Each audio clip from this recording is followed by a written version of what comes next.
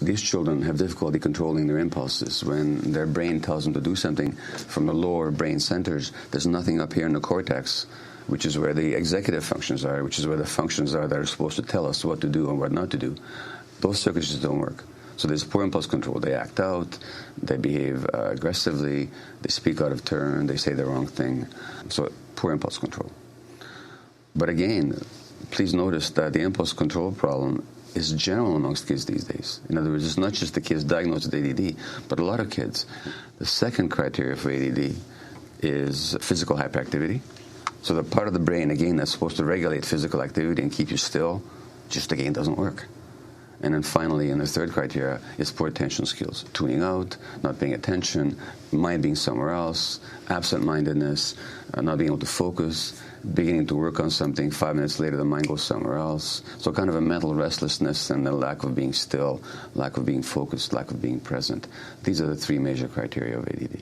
The developmental conditions for healthy childhood psychological and brain development are less and less available, so that the issue of ADD is only a small part of the general issue that children are no longer having the support for the way they need to develop. And the essential condition for the physiological development of these brain circuits that regulate human behavior, that give us empathy, that give us a social sense, that give us a connection with other people, that give us a connection with ourselves, that allows us to mature. The essential condition for those circuits is the presence of emotionally available, consistently available, non-stressed, attuned parenting caregivers. Can you talk about the importance of attachment? Attachment is the drive to be close to somebody, and attachment is a powerful force in human relationship. In fact, the most powerful force there is. Even as adults, we're in attachment relationships. The people we want to be close to are lost to us, or they're threatened. We get very disoriented, very upset. Now, for children and babies and adolescents, that's an absolute necessity, because the more immature you are, the more you need your attachments. Now, when the attachment goes in the wrong direction, instead of to the adults, but to the peer group, childhood development is completely distorted, development is stopped in its tracks, and parenting and teaching become extremely difficult. Dr. Mate, there's a whole debate about education in the United States right now. How does this fit in? Well, you have to ask, how do children learn? And learning is an attachment dynamic as well. You learn when you want to be like somebody, so you copy them, so you learn from them. You learn when you're curious. And you learn when you're willing to try something, and if it doesn't work, you try something else. Caring about something, being curious about something, and recognizing that something doesn't work, you have to have a certain degree of emotional security. You have to be able to be open and vulnerable.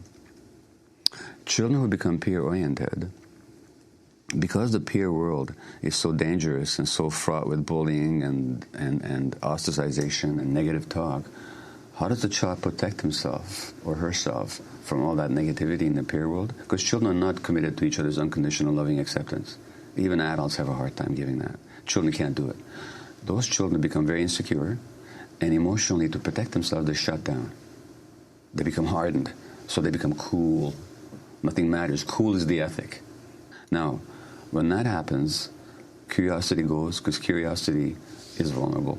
Because you care about something, and you're admitting that you don't know. You won't try anything, and because if you fail, again, your vulnerability is exposed. So you're not willing to have trial and error. And in terms of who you're learning from, as long as kids were attaching to adults, they were looking to the adults to be modeling themselves on, to learn from, and to get their cues from. Now, kids are still learning from the people they're attached to, but now it's other kids. So you have whole generations of kids that are looking to other kids now to be their main cue givers. So teachers have an almost impossible problem on their hands.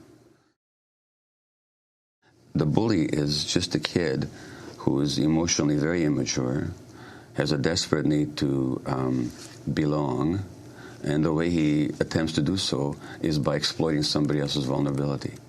But these are not deliberate behaviors. You see, there's parts of the brain in the prefrontal cortex, right here in the front of the brain, whose job it is to regulate our social behaviors. They give us empathy, they give us insight, they give us attuned communication with other people, they give us a moral sense. Those are the very conditions that, according to this Boston study, so this Notre Dame study, are now lacking. So a lot of kids are not growing up without empathy, without insight into others, without a sense of social responsibility. And bullying is just an example of that. Gabor Mate, you talk about acting out. What does acting out mean? Well, it's a great question. You see, when we hear the phrase acting out, we usually mean that a kid is behaving badly, that a child is being obstreperous, oppositional, violent, bullying, rude. That's because we don't know how to speak English anymore. The phrase acting out means you portray in behavior that which you haven't got the words to say in language. In a game of charades, you have to act out because you're not allowed to speak.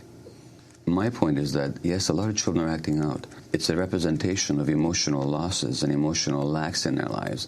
And whether it's, again, bullying or a whole set of other behaviors, what we're dealing with here is childhood stunted emotional development, in some cases, stunted brain development. And rather than trying to control these behaviors through punishments, or even just exclusively through medications, we need to help these kids develop. We're talking to Dr. Gabor Mate, #1 Canadian bestseller.